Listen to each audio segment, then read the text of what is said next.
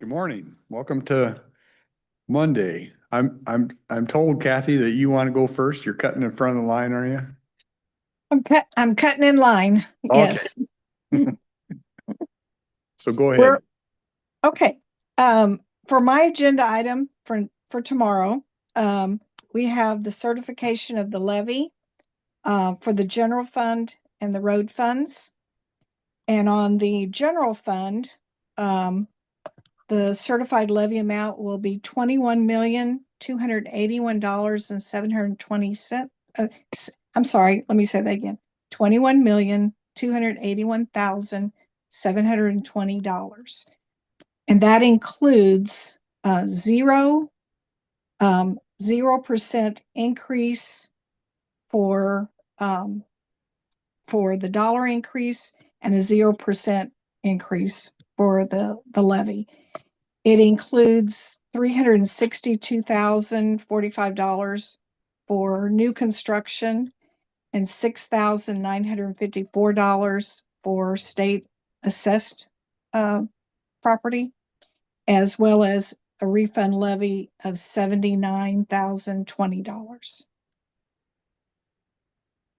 And this was previously workshopped with the commissioners, in which you asked for a 0% increase based upon last year's levy amount. Okay. We already approved what we want to do. You're just putting numbers to it. Yes, we're putting the resolution that will be that we're recommending you approve tomorrow. Okay. And then for the road fund, same thing. We are recommending a 0% increase over last year's and $0 increase over last year's for a total levy of $14,695,937, which includes $289,591 for new construction and $3,067 for state assessed value, as well as a $51,028 for the refund levy, for the administrative refund levy. Okay. This is all part of the public hearing tomorrow at 9:30. Yes, two resolutions, one for the general fund and one for the road fund. Okay. Are there any questions? Are you in or are you on vacation? You're going to Zoom? I'm going to Zoom in from Texas. I'll be here in Waco, Texas. Okay. No, that's fine. But I'll be zoomed in and available to answer any questions. Okay. Thank you. Okay. See you tomorrow. Enjoy. Yeah. Okay.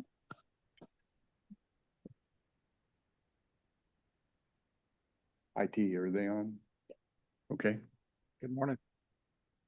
Morning, Travis. Good morning, Travis Foschini, IT Director. I'm here for approval on Cisco Duo security licenses. So this is something that enables multi-factor authentication, lets you verify your identity, and this is an annual license.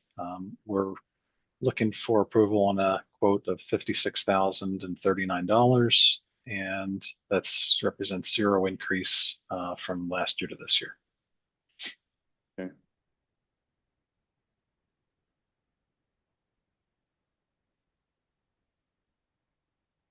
I'm just writing. Same Sure. amount as last year.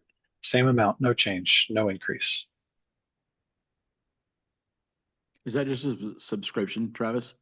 It is. It's a 1-year term subscription license, but it does not auto renew.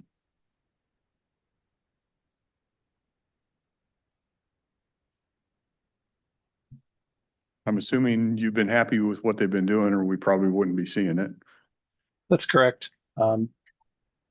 And there are alternatives in the market, but this is the leading one for multiple reasons. So it makes sense to continue as is. Okay. Any questions on it? We're good? We're good. Thank you, sir. Appreciate it. Thank you. Have a good one. Travis?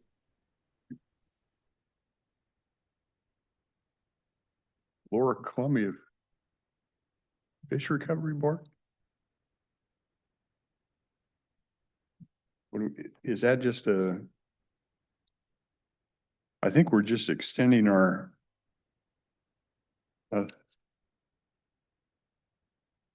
okay. Well, let's move to HHS.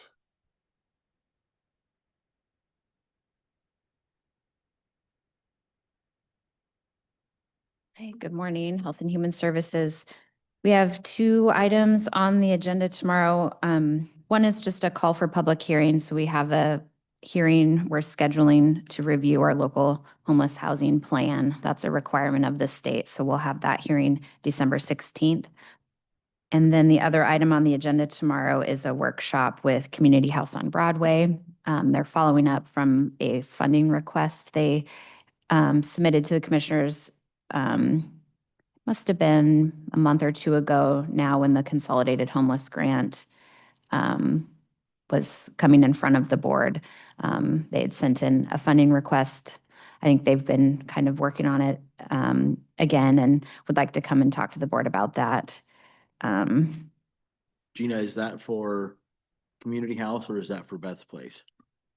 So I think that's part of what they're fine tuning it with their request. They have a couple of different requests. So one of them has to do with community house, some renovation costs.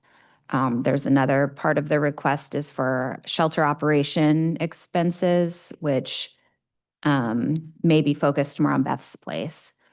And then they may have a couple other things too they want to talk to the board about. And primarily it sounds like requesting funds from the Consolidated Homeless Grant, but maybe also document recording fees depending on what they're requesting and what's eligible. So some of their renovation costs that I think they'll be requesting, for example, I don't think we could support with the Consolidated Homeless Grant. So that might be a request for document recording fees. I do have, I'll hand this out, an overview of our document recording fees, where we're at, what we have available. So you can look over that and have that ahead of time. We also have early in December, Housing Opportunities of Southwest Washington coming in with their request as well, which would be all document recording fees primarily. So I just want to make sure you have kind of the big picture of what's available. Let me hand this out. Do we know what Hoswau's ask is gonna be? Theirs is around $1 million. I know that. Thank you. Nope, I missed it. My bad. I don't know exact amount, but that's what my understanding was.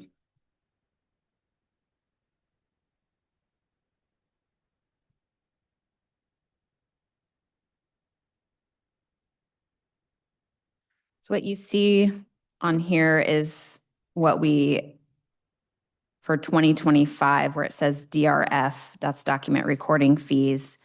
We also are showing 2025 1406 funds. And then we have some of our CHG funds on here that we've been utilizing for a couple of our contracts. We'll actually talk more about that later on. But so for document recording fees, and then we have an estimate as well for 2026. We have the beginning fund balance. You can see in 25, we started about 1.9 million.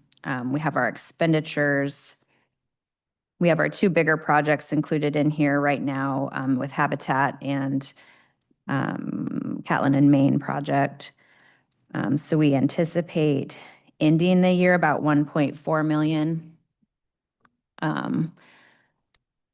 As I mentioned, I have this later on in the agenda today to talk more about what contracts we have that are expiring and renewing, or I'm proposing to extend and whatnot that will affect these numbers for 26. But just wanted you to have an idea of what this looks like for our upcoming funding requests.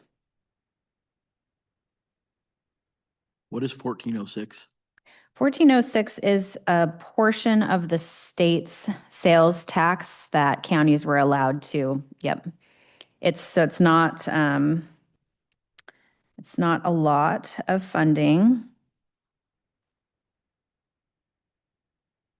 166,000, there's a cap to it, so we collect it usually just the first 5 or 6 months of the year, and then we hit the cap and it's done for the year.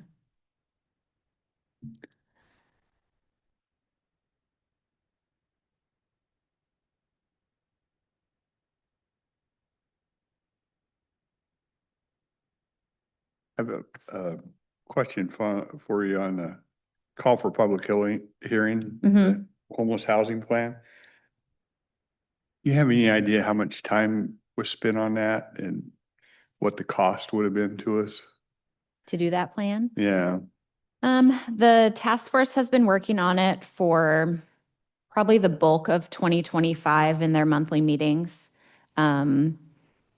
Hearing from guest speakers and then also just taking a look at language and giving suggestions for changes. So those once a month meetings, and then my time doing, in between making those adjustments. I don't know what it really equates to in terms of time. your time is priceless, right?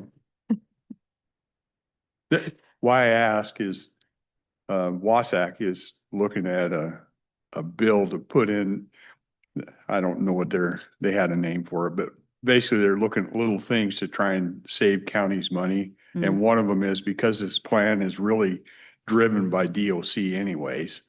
It comes out, if you look at the last one, it's pretty much DOC. That DOC, you just give us the plan and we'll figure out how to implement it to save us some money. So my question is, would that be worthwhile or? Well, and I would tell you, all of my time I spend working on that plan, I bill to the Commerce Grant. So that's how I'm paying for my time, is billing it to that CHG grant. Okay, so I'm hearing is probably negligible. It's not a big thing, at least for us. Yeah. Yeah. I mean, we do, and the advantage of the way it's set up now is that we can put in other things, right? So Commerce has a lot of their requirements that we have to include, but we can also put in our own as well. Yeah, I was gonna say, we actually spent quite a bit of time making sure that we customize it to our area and to our needs here, that plan. But it has to be approved by Commerce so they can undo anything. Has to be approved by Commerce. Yeah, I don't know what that looks like. We've not been in that spot before where they've come back to us and said, hey, Yeah. this Well, isn't in compliance, but. I'm trying to get a sense because I'm kind of on the fence of this thing just for that reason. Yeah. I want to be able to put some personal touches in it if we can. And if I'm not hearing cha-ching dollars, so I don't know if I'd be in favor of doing that. Okay. Just trying to think that through. Yeah.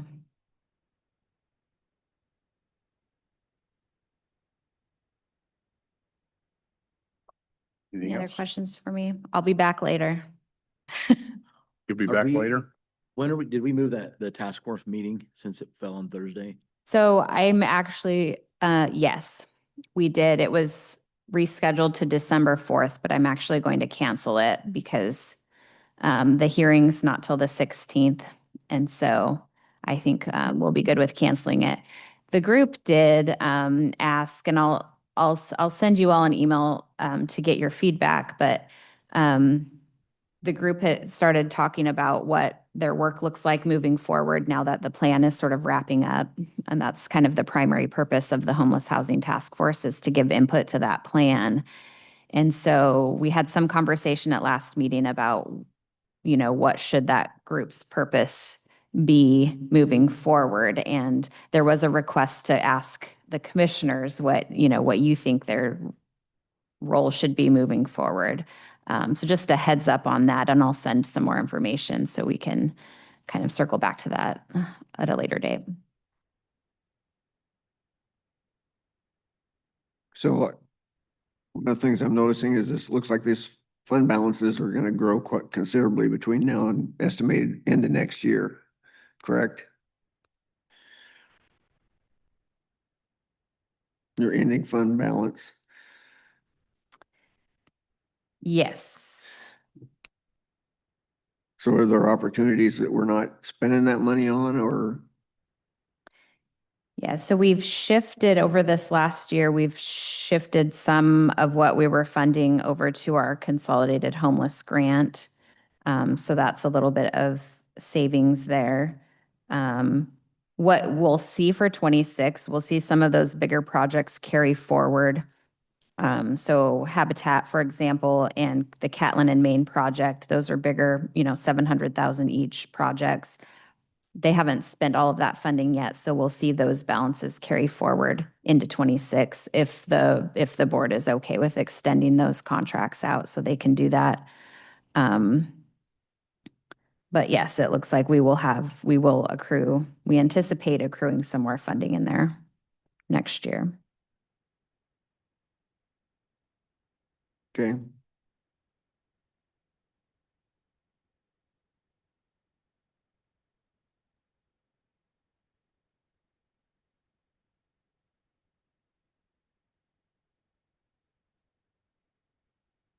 Okay.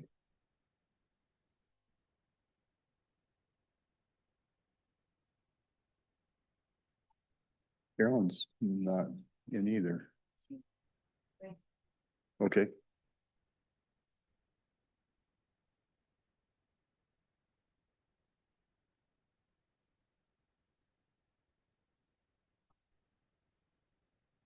Brandy? You want to unmute and we can go over your item? There you go. I don't have anything. I'm just attending. I'm not on the agenda. Not yet. She's talking, isn't she? Who's, Can you hear me? Barely. Not very well. Okay, hold on.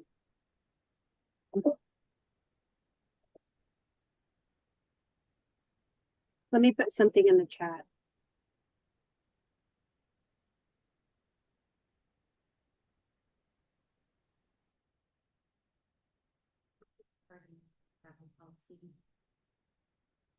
Oh, the number 17 resolution.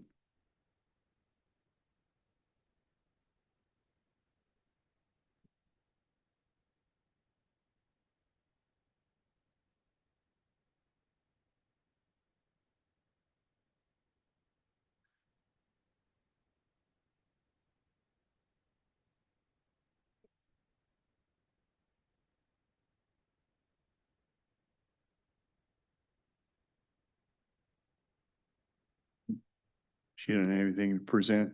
I have nothing to So present. this is item 17. We're just doing away with the old travel policy and establishing that new one. You've kind of presented that to us and we've taken a look at it.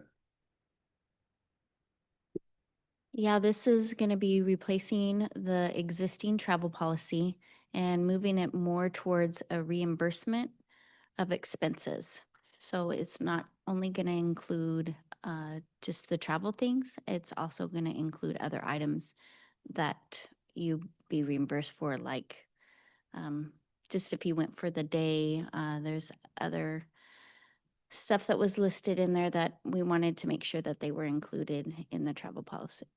So, Have we seen the updated travel policy? Indeed. or it's now going to be called the reimbursement of expenses policy. And I did provide that to all. We had That is the the last. civil attorneys, yeah, have reviewed it and approved it. There was a couple adjustments from Commissioner Farrell. Those were added onto it. So this is the last edited one that we would like to go forward to be approved.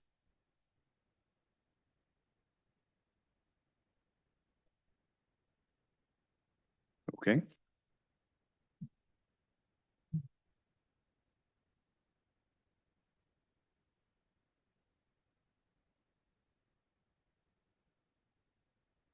Just move into juvenile. George?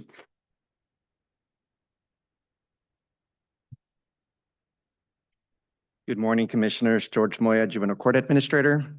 Tomorrow on the agenda, you have 3 personal services agreements for approval. I'm not sure what order you have them on your end, if you'd like me to cover one in particular first or just dive in. Well, the way they're showing up on ours is the Guardian ad litem And Mhm. let them, yeah. and then Creative Solutions. And then Darnell and Associates. Okay, so the personal services agreement with our local Cowlitz County Child Advocates. This is really a pass-through grant that supports this services. The total is 91,960 for the calendar year. We have done business with them for 9 years in our community. Essentially, they provide services for child guardian ad litem services for children in dependency cases for juvenile court. And again, this is a pass-through grant, and that's from administrative offices of the court.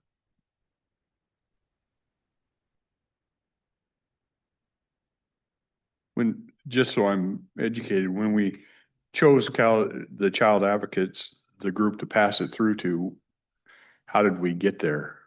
Do we have to review that every so often, or is that just is it more the courts say this is who we're gonna use, but the money runs from? No, you? it usually goes from AOC to them because they're the only agency that's providing guardian ad litem services, these type of services. A lot of the work that they do is volunteer work. Yeah, The okay. funding that covers this, it's like some overheads on some FTEs and to help manage all the volunteers. Mhm.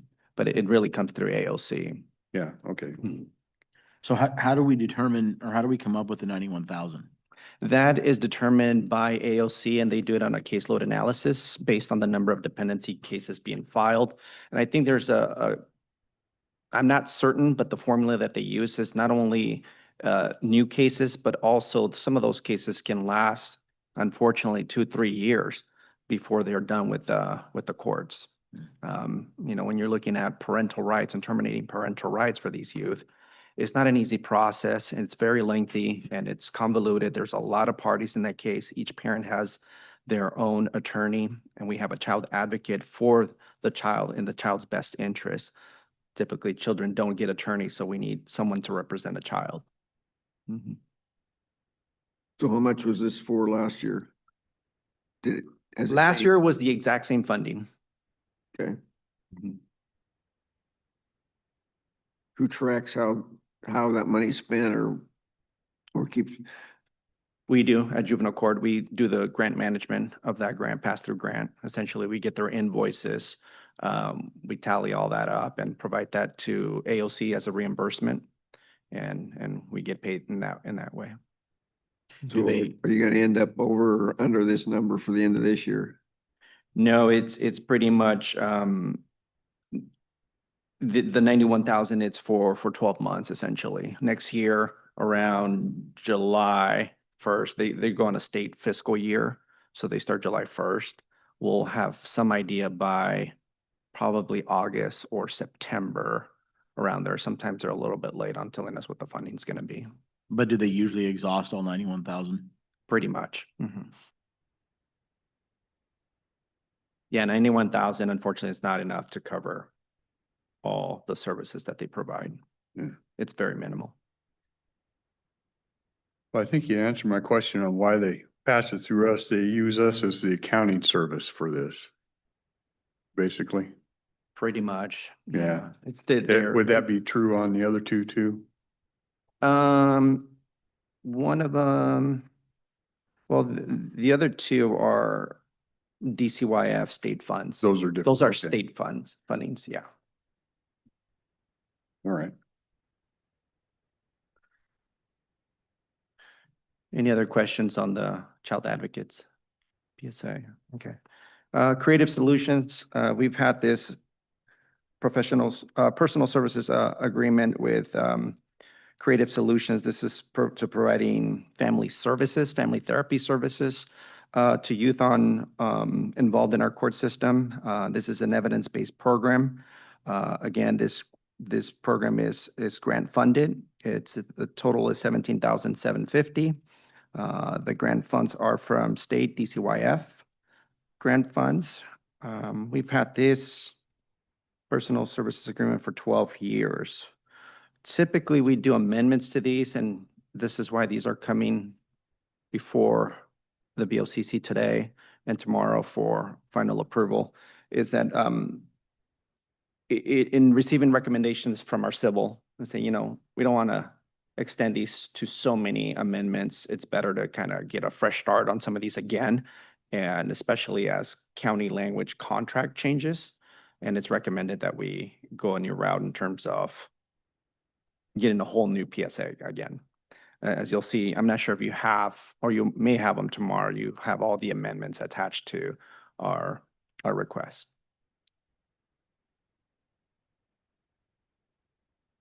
Any questions about the family services? Did you say that that's for animals, pets? No. This is for family therapy services. So essentially, if there's familial issues in the home with a youth, a teenagers having major issues at home, we have functional family therapy, as we call it. It's a therapist, if they qualify for the program, they have to qualify for the program. Where a therapist actually goes to their home and start having the therapy sessions to get to the root causes of whatever the turmoil may be. Mhm. For some reason, I thought that service animals were involved in that. No, Okay. no. So this has been ongoing for 12 years and we're seeing it because legal wants to put some amendments. They want to update Correct. the agreement to get it more in line with us. Correct. Okay. Yeah. Not only that, we're also, previous contracts didn't align with the termination date ending on a state fiscal year. And that's another reason why we're doing these, to end on a state fiscal year, especially as we're talking contracts and they want to try to negotiate a different fee. Sometimes they're locked in and they can't request anything outside of that contract.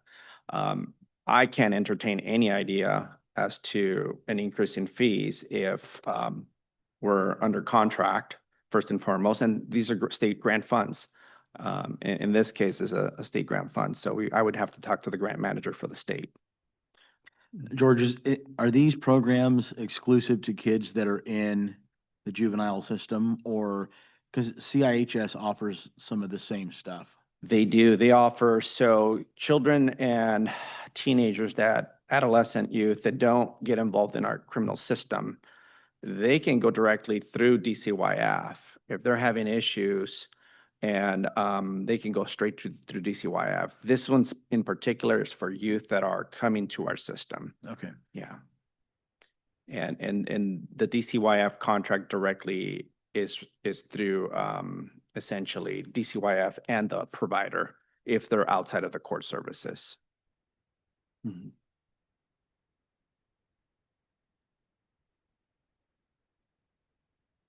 Okay, if you don't have any questions, I can move on to Darnell and Associates, personal services agreement. We've had this agreement for 8 years. Back in 2017, this is essentially outpatient sex offense specific treatment to youth involved in suspended dispositions. Typically, as we call it, a SOTA, the acronym is Special Sex Offender Disposition Alternative. So youth that have been court ordered under this disposition alternative to do treatment, they are to follow those services. And if they don't follow those services, the court can revoke and terminate their SOTA and essentially be sentenced to a state institution. So this is an opportunity for individuals that qualify for the program to stay in the community, work the treatment services, and if they're not successful with the treatment services, then their case gets revoked and they can be looking at a longer sentence in a state institution.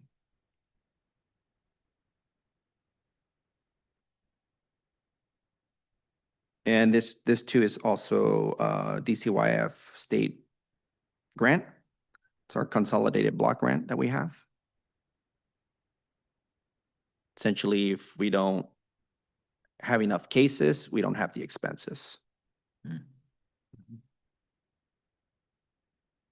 How many cases do we end up with this? Do you know? Any With the idea? soda Yeah. program, it ebbs and flows. Sometimes we'll have 6 in a year. Others, we've had 8. I've had that Oh, caseload a while back and we had about close to 15 youth in that program. Do they age out of that program?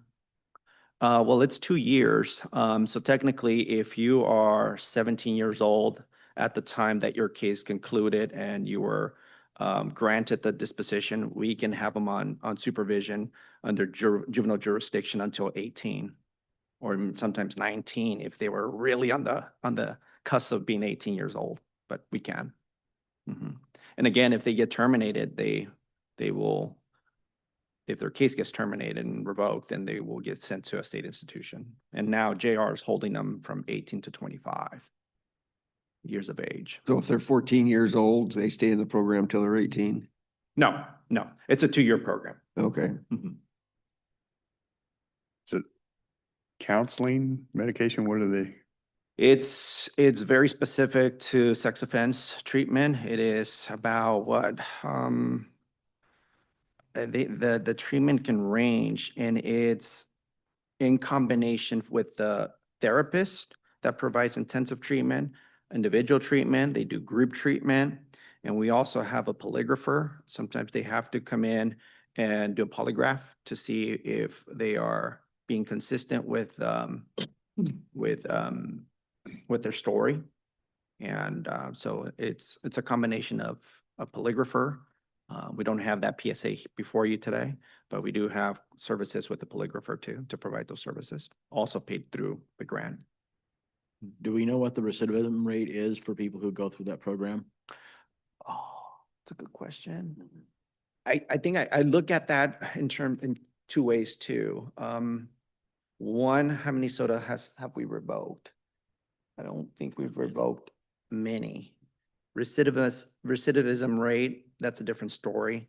We'd have to look at the data because that's pretty much a 2-year time study to look into. So I can look that up and have better data Yeah, for it you. would be interesting to see Yeah. how many of the kids that go through that program don't end up on a sex offender list as adults.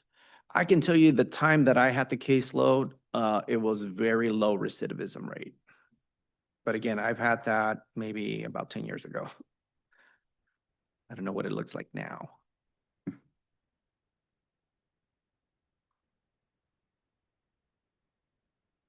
Any questions regarding that? Okay. And Thank I'm you. assuming like the previous one, we're seeing it because legal wants to put some amendments and stuff. Okay. Correct. New language, new amendments.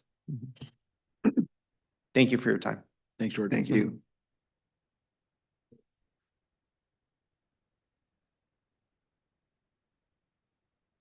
I think we just covered it.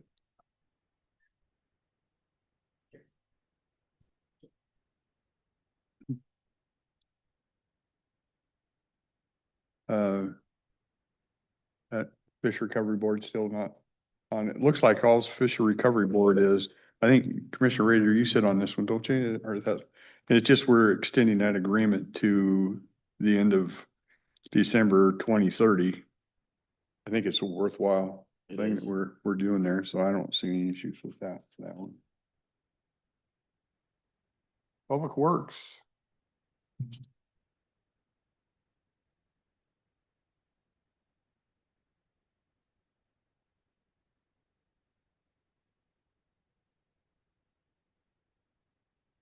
Morning, Commissioner Sean Rowe, Public Works.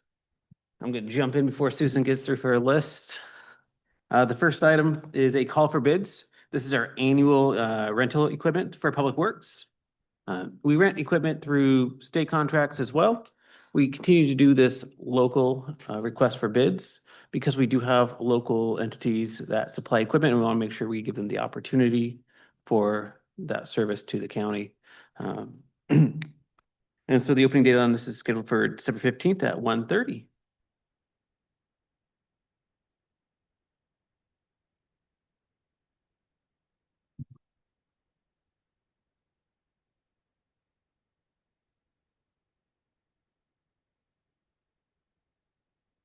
All right, good morning, Susan Eugenius, County Engineer. I'll try and go slow so we don't get these all discombobulated. We're trying to get our end of the year items done before the end of the year. So we have quite a few contract amendments before you this week. So the first one is amendment number 3 for the professional services agreement with Gibson Olson for the Woodbrook wastewater treatment plant evaluation. This is purely a time extension. There's no cost. It extends this out to the end of 2027. This contract is where we're looking at the alternatives for the replacements of the Woodbrook wastewater treatment plant. There's been some changes at Ecology, so we were heading down one path. They wanted us to do an I&I project first, and we were all ready to get going on that. And they've now said, no, your plant's been out of compliance for too long, so you need to do a treatment plant upgrade. So the consultant is changing gears, and that's why we're extending it, because we've had a change in the middle of the project. But at this time, there's no cost change.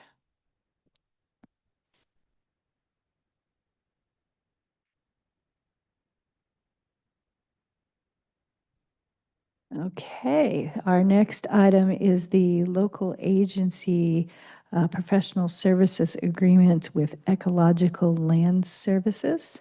This extends the contract to December of 2026 and adds an additional $50,000 to this contract. This is ELS. They are a local agency, and this is an as-needed contract. We request items such as fish trapping when we're doing a maintenance project where there's a stream. They help us with permitting for items like that, and especially on emergency projects. We have spent the initial 150,000, and so we're requesting an additional 50 for the 2026 calendar year.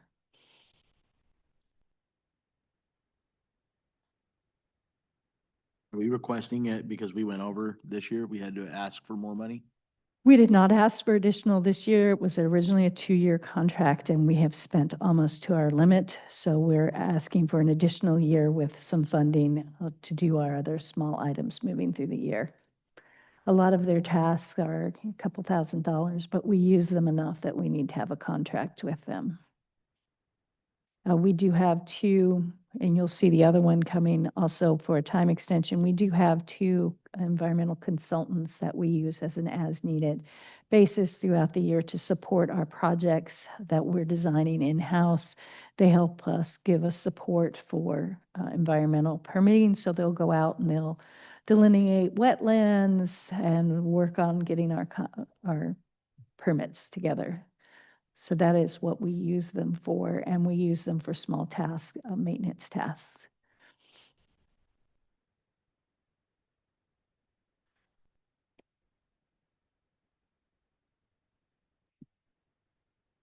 So next is the supplemental agreement number 4 with Engineering Solutions LLC for the as-needed landfill gas engineering services.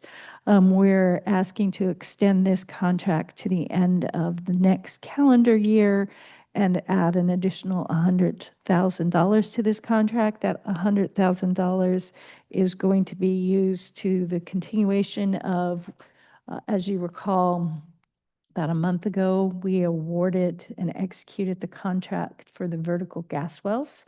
Engineering is the company that designed that project, and so we need engineering services during the contract for QA, QC to be out there and verifying the depths and the construction. So these are for services during construction under this contract. You will see in a few weeks, we did go out for RFP for these services again, and you'll see that new contract coming either December or early January.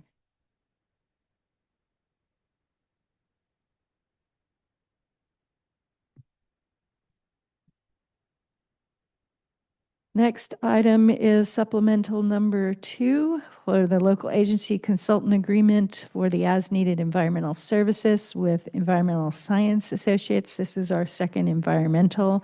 This request is only to extend the end date of their contract because we have not expended as much with this company as the other. So we do not need additional dollars on this contract.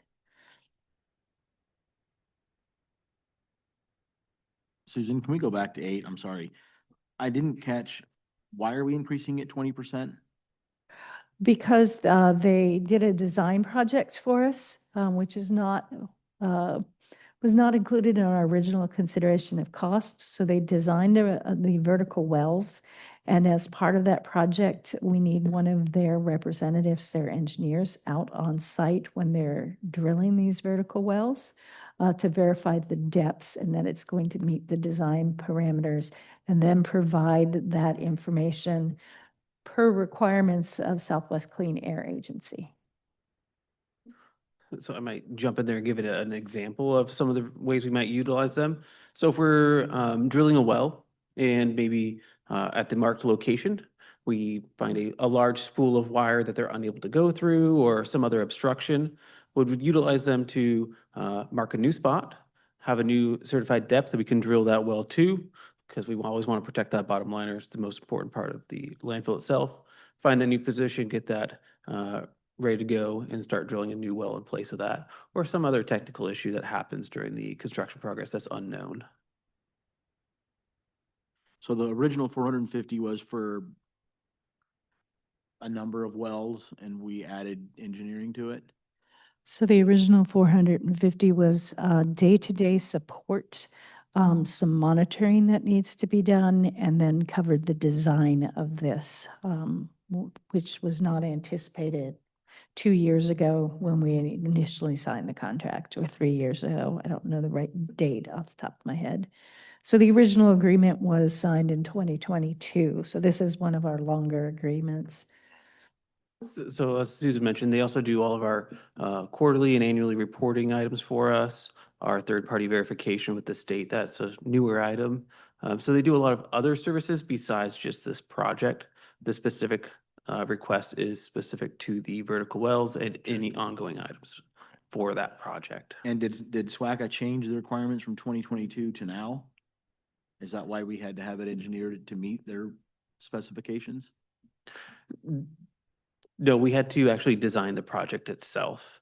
So we had an original overall plan from when we opened the landfill, but as we got into actually drilling the wells and getting that process going, we needed a more precise project for the actual well locations, the gas pipelines, the air pipelines, the leachate pipelines, and any other supporting infrastructure for those, like a lot of it's ran off compressed air, so how we're going to get those lines in, where we're going to have the compressors at, designing it so we can scale that in the future and things of those nature. So it wasn't that the requirements were changed by SWACA, it was just we hadn't done that from the get-go. Yeah. Okay. Because we're changing from horizontal wells to vertical wells. Yes. And so we had a 2-year agreement that got us for $450,000, had us covered. Now we're going to 3 years for 550. Is that right? That cover it, So we're just extending one more year to right? cover this project and up to $100,000 Right. additional In dollars. addition, okay.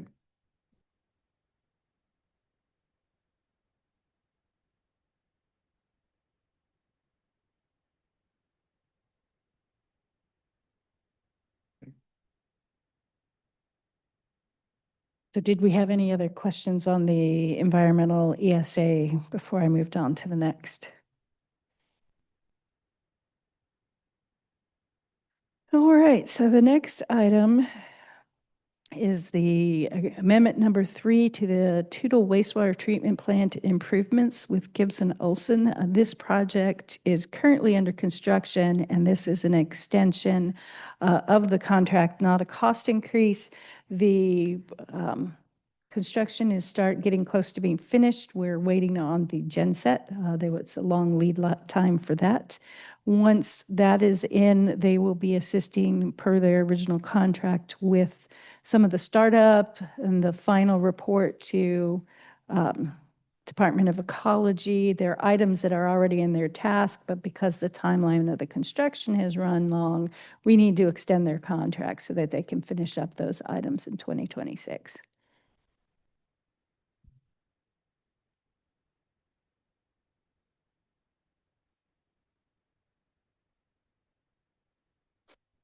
All right, so our next item is supplement number 3 to the General Civil Engineering Services with PBS Engineering and Environmental Incorporated. This will increase the contract for $100,000 and extend it to the end of 2026. They have a couple of task orders that are still open that we need to finish out in 2026, including the transportation system plan. So we're adding a few dollars to make sure we have enough to get through the end of the project. We are currently in the process. We went out to RFQ for our general as needed civil contracts and are in the process of selecting new contracts moving forward. But this will just end up our existing contract that was signed in 2022.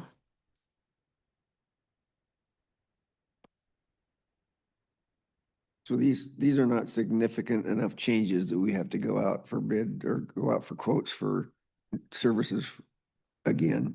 Not the minor things that they have left. That is why we're out for a new as needed. We renew our as needed every 4 years. Open it up for competition, see if there's somebody else new that we'd like to be doing business with. These contracts, we use them for things like if we have an emergency and we need somebody to design a quick wall for us. So we have them as needed, so we can just call them up and they come out. So we currently have 3 contracts, and each one, they've ranged in the amount of $800,000 to just over $1 million that we've spent in the past since 2022. And they're finishing up their items in 2026. Other items we've used them on are our Brian Abbott Fishberry removal projects. So they've done a couple of those culverts projects. And in this time period, we also had to redo our bridge rating. And so all 3 of these consultants did about $500,000 of bridge rating work for us. Which was a federal requirement for us to update our bridge ratings. And you will see in 2026 and 2027, we have to go back yet again for a new classification of trucks. And it's an item that CRAB has been lobbying the legislature, and they have set up a grant program for us to do that load rating, but we will need consultants to do it. So that's part of what the next round of consultants will be doing for us on these as needed.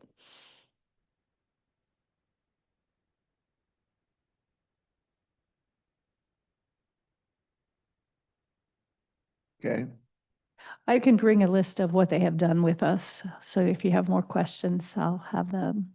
No, I'm just wondering if you reach a point, instead of extending a contract, you're actually changing the language in the contract enough that we need to go out and have a open competition for the position again.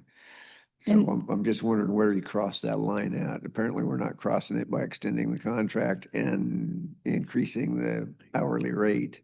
And that is just to finish up what they have, which is why in the next month, you will be seeing a whole new set so that when we have new items that start in 2026, one of these new consultants will be obtaining this work. Okay. It may be PBS, it may not. I couldn't tell you until after we do our selection. Okay.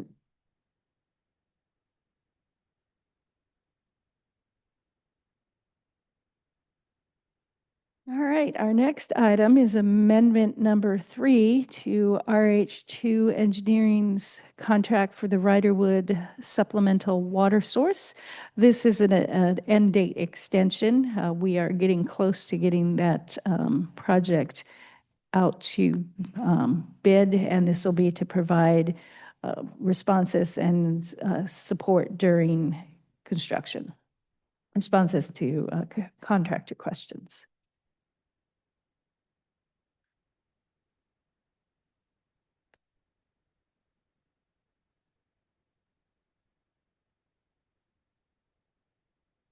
All right, item number 13 is the supplemental agreement number 1 with Exeltech Consulting for the Rose Valley Road Culvert Replacement Project. This is at milepost 7.72. This is just extending the completion date to the end of the next calendar year. We have had some delays with WashDOT on this project, so we're hoping to be able to get this out to bid next year, but there's no cost change on this amendment.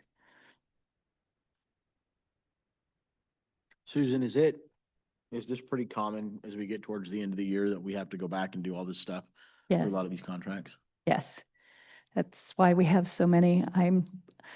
I've been told by the attorneys that I need to make sure I get them all done before the end of the year, or they're going to make me go back out to rebid, because then they'll be Frankenstein contracts. So we have been lumping these all together, and you're seeing a lot of them right now. We only have a few more after this set that we need to finish before the end of the year.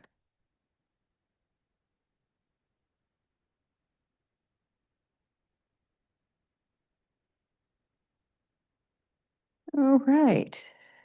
Yeah. I think if I explain this, these items from 6 to 13, I think an explanation would be, hey, we're changing the end dates on these. We typically will do that at the end of the year. Some of them have some increases on because there's projects ongoing that we're trying to complete. And typically we will do that with contracts through a 4-year cycle and then redo the whole thing. Yes. That would be pretty accurate. Yes. Okay.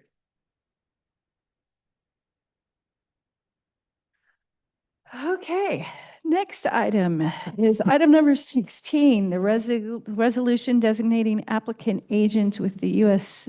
Department of Agriculture. Oh, excuse me, it's number 18. I'll fix that on my piece of paper. Number 18, designating applicant agent for U.S. Department of Agriculture for financial assistance. So this would designate myself, with my alternate being Chris Andrews. This is common for federal agencies when you're receiving funding from them. This, excuse me, is the funding for the Riderwood supplemental water system that we're trying to finalize. We need this unless Commissioner Dahl would like to be the one signing everything and entering everything into their system. I figured that. For example, every time we have a disaster, we need to do a similar resolution for FEMA. So that keeps Public Works running, getting all the information in. The final contract will come to the board for signature. And it sounds like these are project specific. Yes, this is specific to the Riderwood So if supplemental water. something's needed that's not part of the right of wood, then it comes to the three of us. Yes. Okay.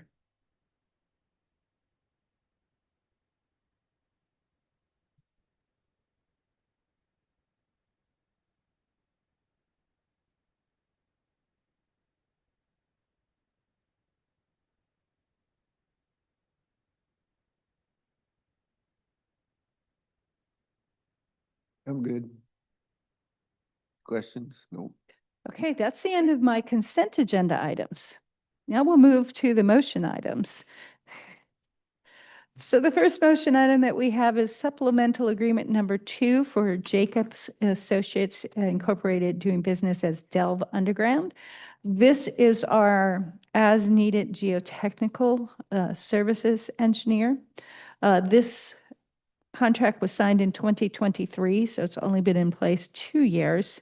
We're requesting an extension to the end of 2027, so for another 2 years, and increasing the amount payable to $600,000. The original contract was $300,000. we'd like to do an additional 300,000. And the justification for this, over the past 2 years, we have spent $299,175 with this consultant. We know moving forward that we are planning on doing a minimum of 2 landslide studies, which all come in at the cost of $100,000 approximately, and that's the full year monitoring, their recommendation for a project, and the drilling. The other items that they do for us, they respond during emergency situations. So they have been out for 2 landslides that I can think of for last year, one on Rose Valley Road where we had those large boulders out towards the end, and then off the end of East Canyon View. They come out, they look at them, they give us recommendations on what we should do moving forward. We also use them on, they drill for foundation recommendations for our bridges and our culverts. So these are the type of services that we use this particular firm for.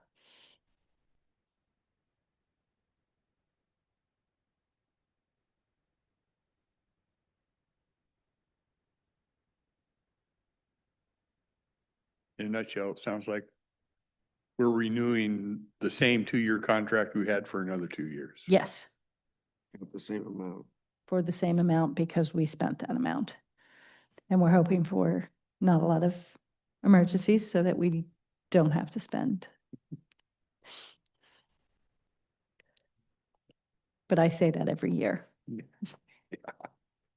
Susan, it says negotiated hourly rate. Who negotiates that? So their negotiated hourly rates are, they actually have to get, if you see, if it's in the documentation, they actually get their rates approved by WashDOT with their overhead. So we go through their rates and make sure that they're comparable to what we're seeing from others, and then their overhead is approved by WashDOT. They do a whole auditing of these large firms. So you'll see that negotiated hourly rate is a WashDOT approved rate on this type of contract that could use federal dollars on it. So WashDOT approved means negotiated. Yes, they negotiate them. We make sure there's nothing out of line, like they have one person that gets paid $1,000 an hour. We make sure that their prices are in the range of what we're seeing from other consultants.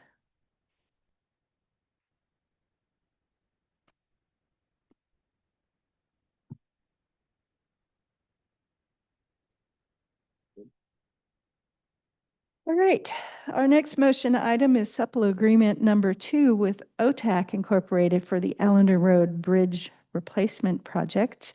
This project, actually, our bids opened last week. We had a very favorable bid, so you'll be seeing the bid award request next week. So this supplement will add construction phase engineering services and extend the end of the contract to December 31st, 2027. We're asking for a $100,000 increase to a new maximum of $462,069. This is one of our more standard practices. We'll do a design contract with the recommendation that when we go through it is when we get to the construction phase, we will then negotiate how much construction services we are anticipating to use from that firm. So a simple road project, it's more like $20,000, but this is a bridge and we're anticipating them being out there during borings, during certain rebar settings, so that it's more involvement by the engineer on record, because they need to sign off on the end and do the load rating, and that load rating is included in this increase.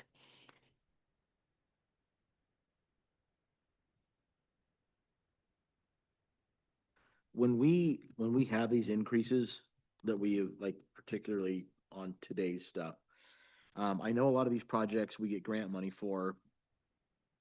When we include these increases, is that included in the grant money, or do we have to make up this cost? This is included in the grant dollars.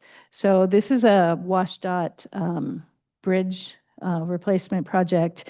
So when you obligate your dollars, so we obligate a construction amount. So in this case, I think it was $1.8 million for construction. We also obligate a line for public works staff to be out on inspection, our special testing, which is done through Terracon, and whatever construction support we are going to have. So I believe this bridge project, we get reimbursed at 86.5%. So we have to make up, we pay the other 13.5%.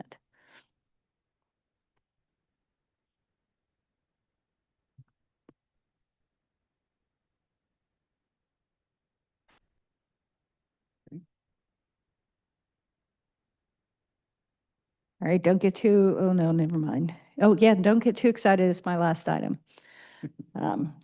So the last item we have is the local agent agreement and federal aid project prospectus for the Coal Creek Road Improvements Project. So this is a new project, and this will obligate design money with WashDOT for the design of Coal Creek Road improvements from milepost 1.44 to 2.0.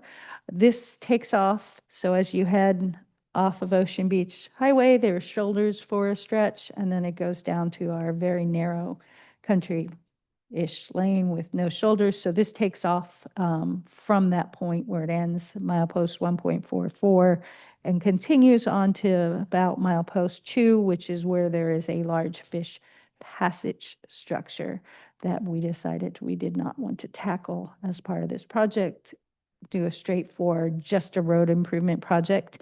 So this will obligate the PE and right-of-way phase, which is $499,500.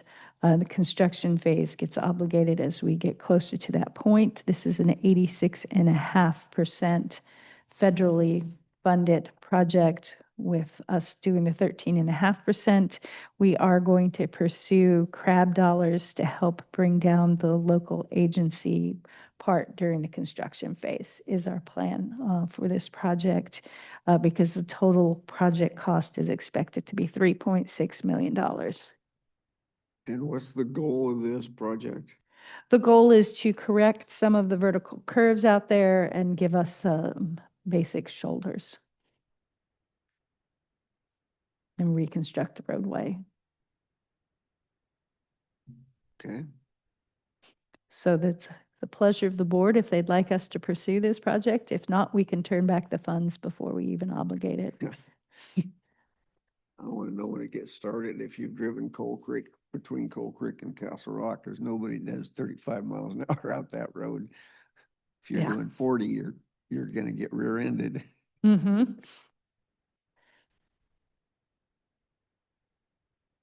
I have an off-topic, on-topic question. You're talking about the Coal Creek Road. Do we have anybody who goes around and evaluates our roads and makes sure that we're not liable for like that curb is too, it doesn't have enough whatever? I know we have code, but counties still get sued for roads being made to code. So I'm just, do we have anybody in our, And speed limit signs that are behind tree branches. yeah, So the signs should be being observed by the sign shop, but you'll see one of the items on the 6-year plan that you'll see next week is a clear zone inventory, and which is being funded by grant dollars, and that will have a van with all kinds of cameras and sensors that will drive the county roads, especially the arterials and collectors, and will record the curves and the radiuses, and then what we have on the roadsides that are hazards to give us a database and a place to start so we can start, improving our safety program applications to correct some of these curves. These projects such as South Cloverdale, Coal Creek is how we start addressing some of them on a large scale. We do have a safety grant also coming out for Whitewater. I'm blanking on whether it's a road or a drive, which has a substandard curve that is also narrow.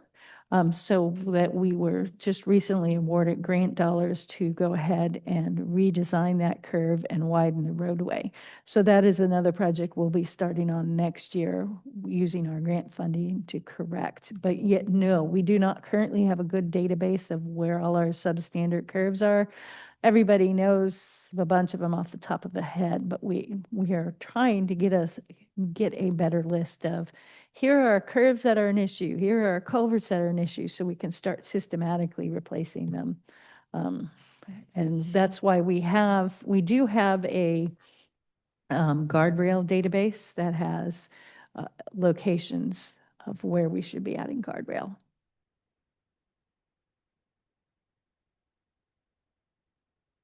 Thanks. You're welcome.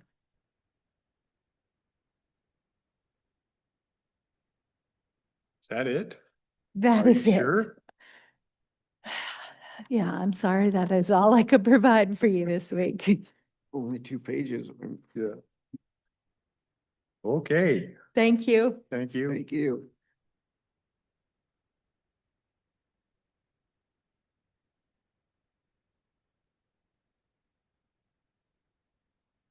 Jessica.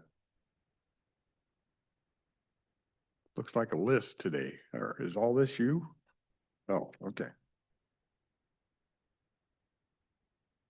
Good morning, Jessica Warren, Human Resources. I just have a request for an executive session to discuss qualifications of an applicant. 10 minutes.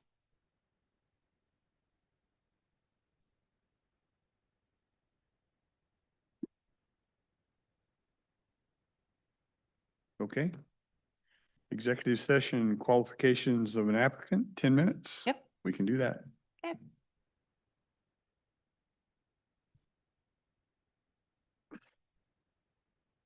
Wow. Oh.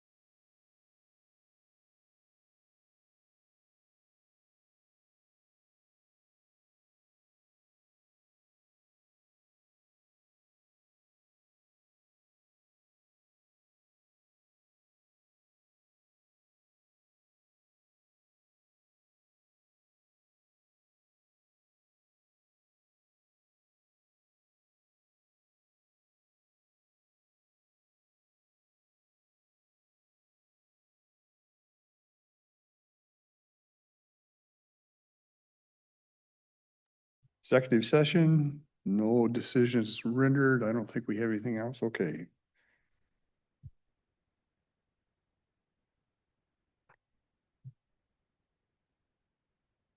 Okay.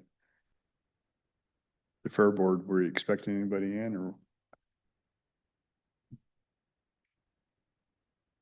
Kim was not able to make it, but she wanted me to let you guys know that she supports the applicant. She was okay with the applicant? She's okay, I'm okay. Yeah.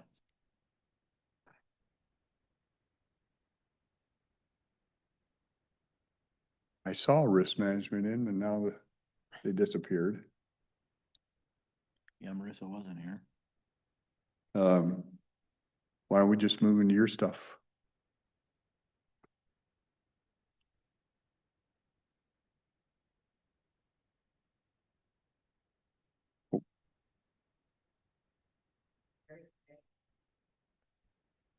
It looks like risk management, there's a couple executive sessions, right? Okay, so do you mind if we take care of this? Okay.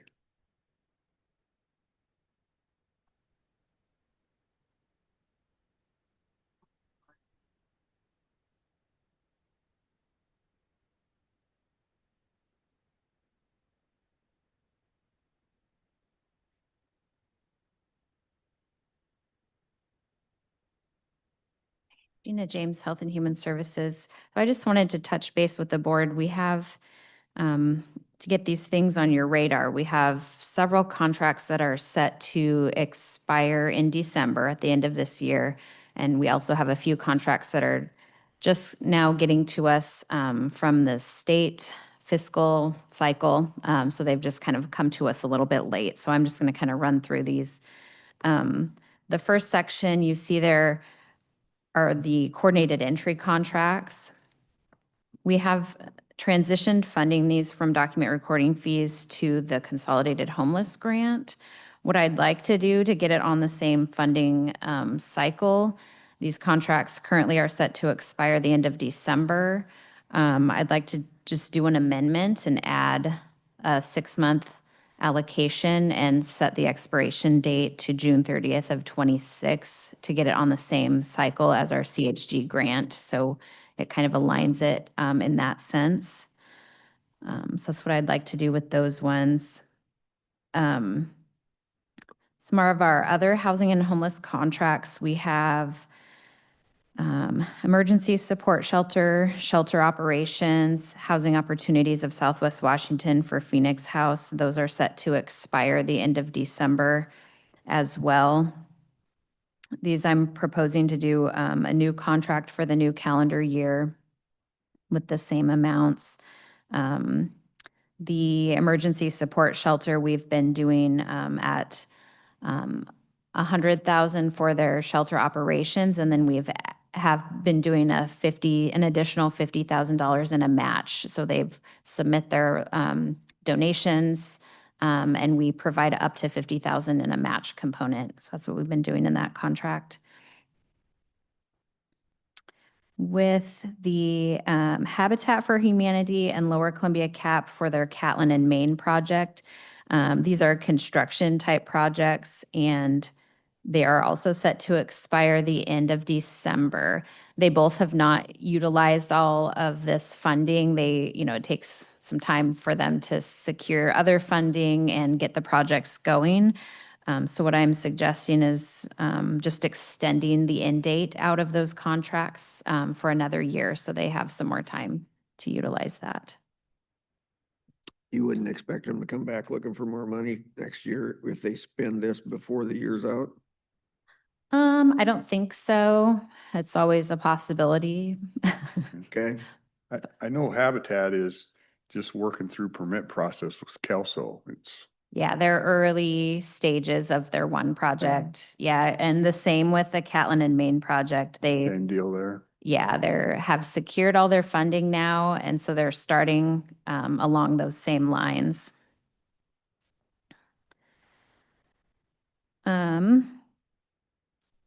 One of our state contracts that we see each year is criminal justice treatment account contract. This is state funding that comes from the Healthcare Authority. This particular funding is to serve those who are in the criminal justice system, most often individuals participating in our therapeutic court programs, and they have a substance use disorder. So this contract pays for some substance use treatment for those individuals. So we have, what you see is the state contract in the amount of 590,000 for a 2-year period. It does have a start date of July 1, so it goes back to July 1, ending June 30th of 2027. So that's a 2-year contract. And we have 2 providers that we've been working with the last several years, Columbia Wellness and Cowlitz Family Health Center, who serve individuals who are eligible for this funding. We also are working with therapeutic courts and looking at an amount that might be allocated with therapeutic courts. So we've been doing that the last few years where drug court and mental health court have been utilizing some of this funding. And so we're looking at continuing that as well. Do we know how much of an increase we're going to be able to bill CGTA funds through the drug court? So with the addition of some of their staff certifications, they'll be able to bill a little bit more than they have been for case management, for example. So it will be, I don't have a good idea of what that will look like, but that will be, they are able to utilize more of it because of that. So where this current year, they utilized, I think, about $32,000. I think they'll be able to do more than that with the addition of being able to bill some of that case management service.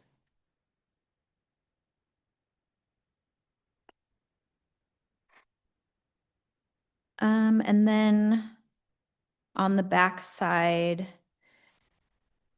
we have the community development block grant. We just did a hearing for this one. We have the state contract that is, last year's contract was a 2-year contract. That's why the funding amount is so different.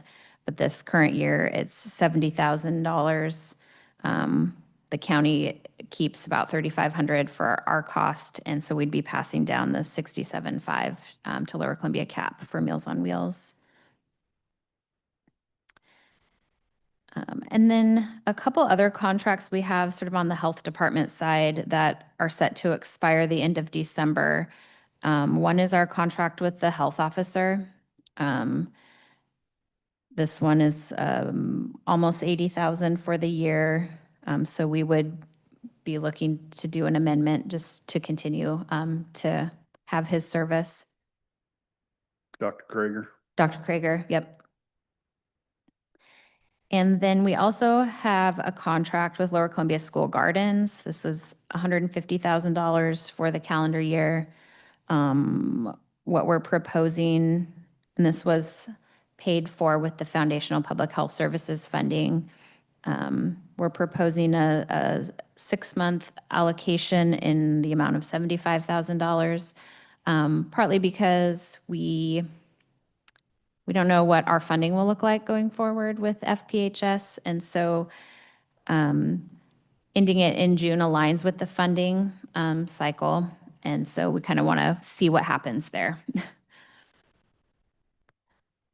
Gina, on the Meals on Wheels funding, if it's not used for Meals on Wheels, what else can it be used for? There's a list of public service activities that are approved. It comes from the federal government, and it's a variety of community service type things. So some of the items are, different types of programs for seniors or youth, or it's kind of a range of public service type activities.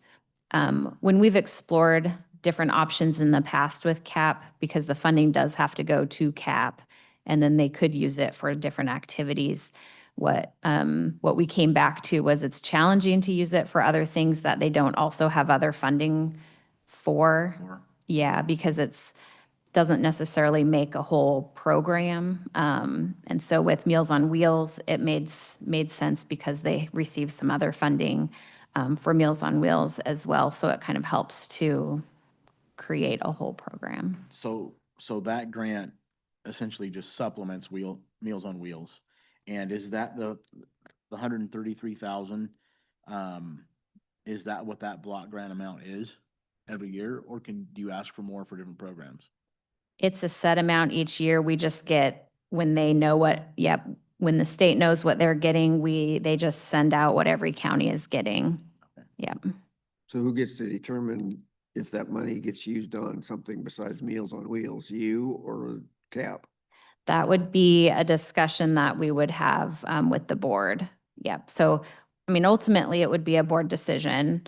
But in previous conversations with CAP, that's kind of where we've landed with Meals on Wheels and continuing that just because of the amount of funding and that they get other funding for that same program. And why do we have to give it to CAP? It's the way the funding is designated at the federal level. It's for that public service grant is to go towards community action agencies. So that's how it was designated at the federal level. So that's how it comes to the state and then down. And CAP is the only community action that we have in our county? Yes. And I think the way that it's established, I'd have to look back. I researched the history at one point in time, but I don't think that another community action agency would be approved in our region because they try to have one per regional area. If I recall, I think that comes open like every 4 years and people have the opportunity, like an RFP, and CAP's really the only Mhm. one that ever, That yeah, applies for it. yeah. Yeah, for that designation. So it does come open if others want to tackle that, but nobody has. Yeah. Yeah. And then the last item I just wanted to mention here too, we had been looking at, I don't know if you recall, a couple weeks ago, we had an amendment to our state contract with Department of Health that added some funding for public health infrastructure. It was up to $200,000. We did get approval from the state to do a project like transition our food program over to Acela from our current database. So the state has said, yeah, we would support the funding going towards a project like that. Our next step would be to issue a request for proposals to look at who might be interested in doing that work. We have talked to a couple agencies just to see if there's interest out there. It sounds like we would get a couple responses and maybe one from the organization that Building and Planning had utilized for some assistance with Acela before. And so our next step would be to do that request for proposals and get a funding amount and see what that looks like. So I just wanted to mention that may be coming on an agenda.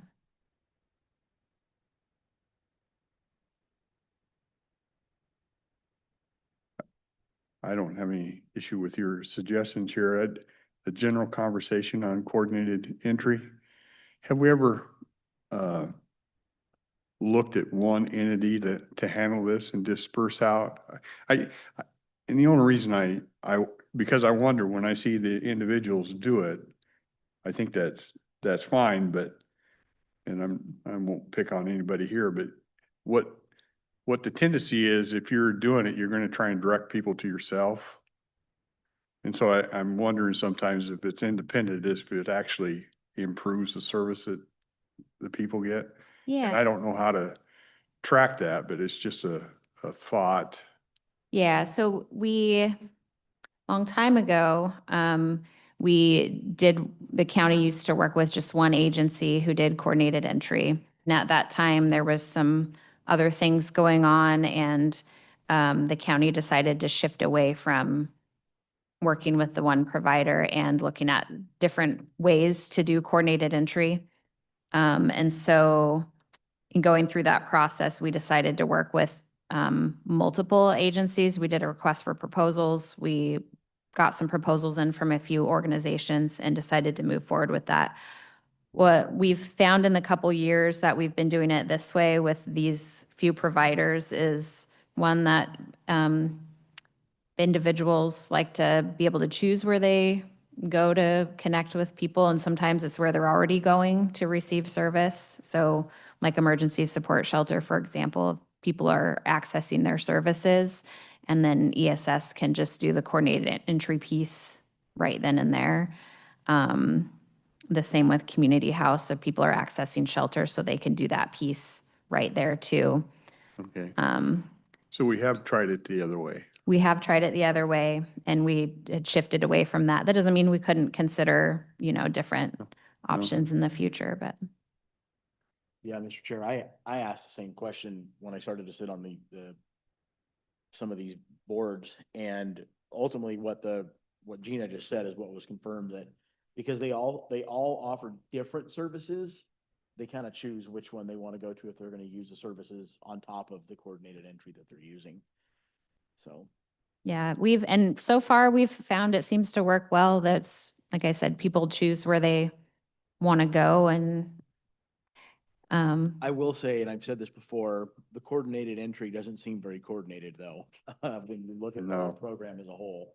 well, and it has a limited scope, and I think that's what we run into too is,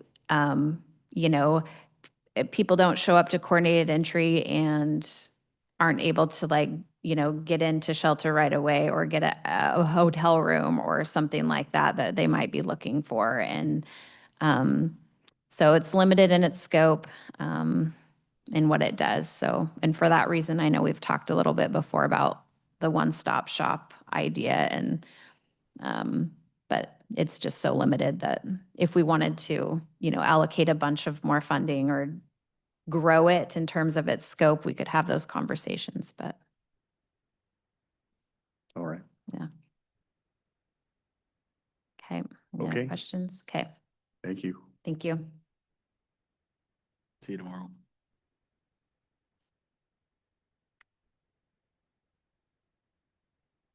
Okay. Marissa Hutchison, Risk Management. We are requesting an executive session to review potential litigation and contract negotiations. And I think we need about 30 minutes. About 30 minutes for both? Yeah. Okay, we're going to executive session for potential litigation, contract negotiations, and we're looking at 30 minutes.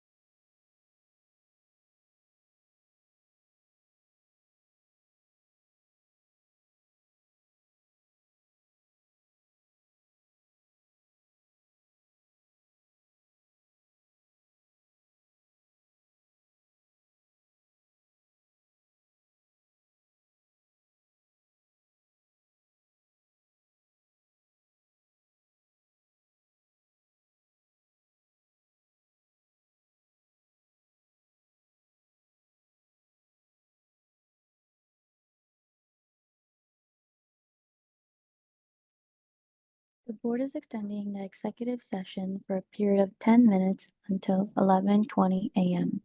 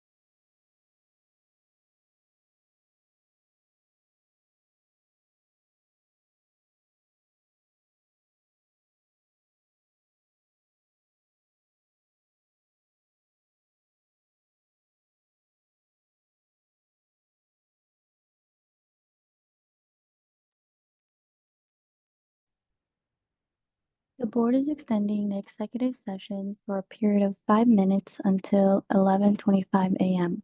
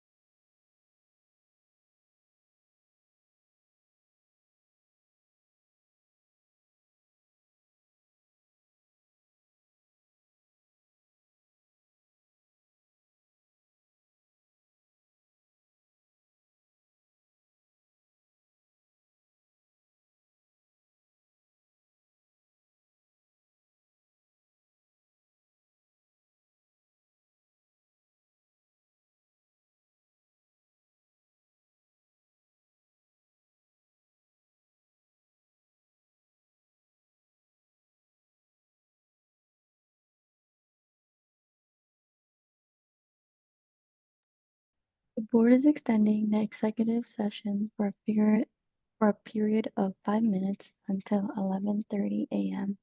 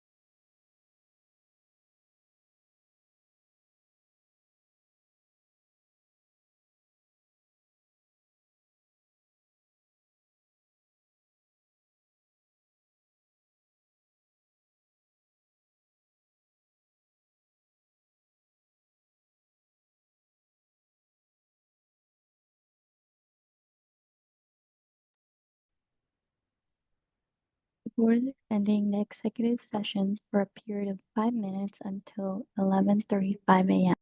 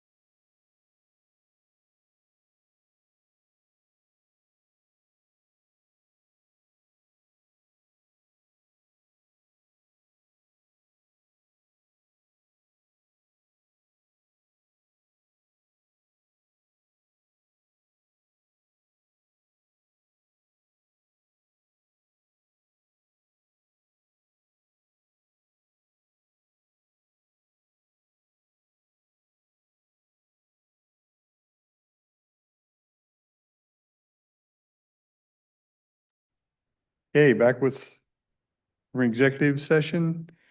No decisions rendered. You can walk out this one. That one will get you out the door. What I see in, what do we have under Commissioner Travel?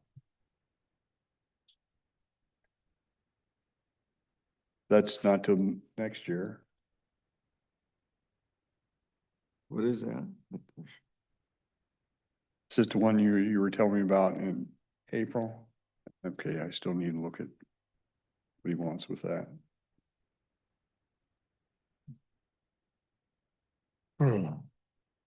Anything else? I had a couple things I wanted to just bring up to you guys. I took a tour of Cascadia Tech with one of the local timber mills that we have here with RSG in Cowlitz County. And Cascadia Tech is actually wanting to put a campus here in Cowlitz County. And they have the land designated up above the football field in Kalama. And they have a road already put in, location design's already been done. And they're looking for money at this point to help them with the construction. And they're talking to a lot of local businesses and looking at grant opportunities and things for funding.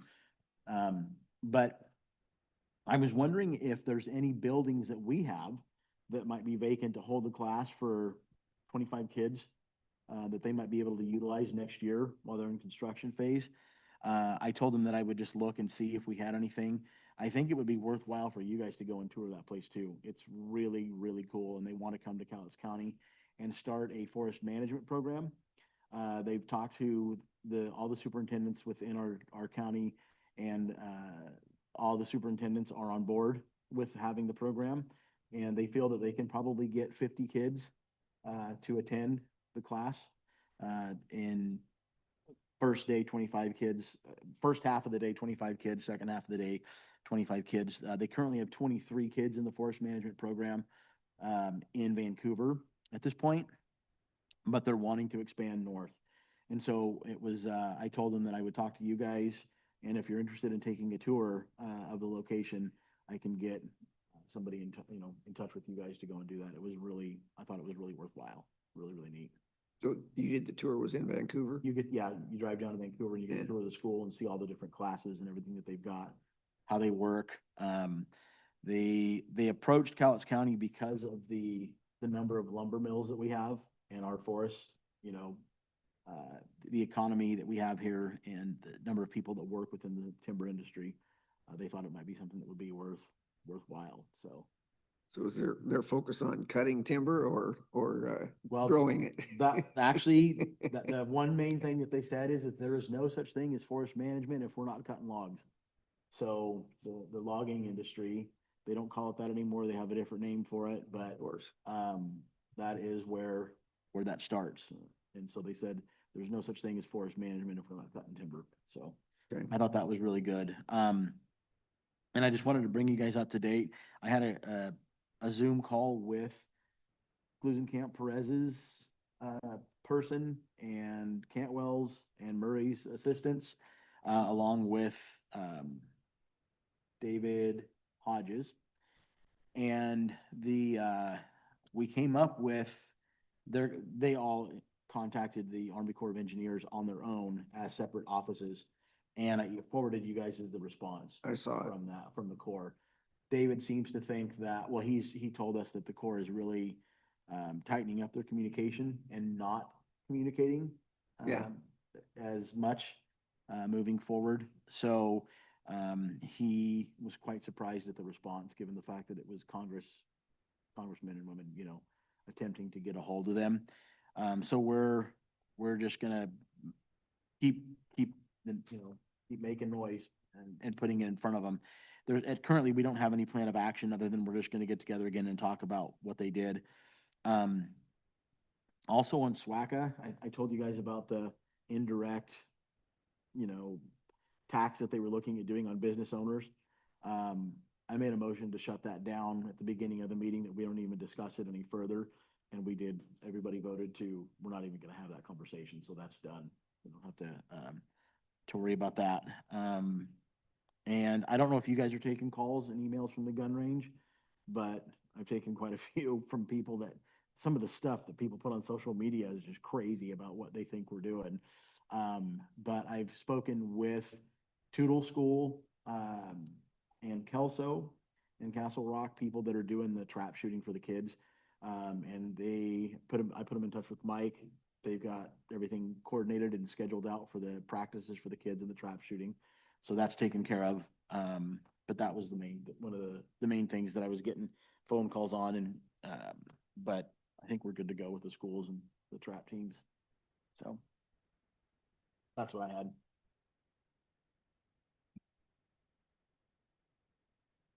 Okay, Good. we're good. We will adjourn.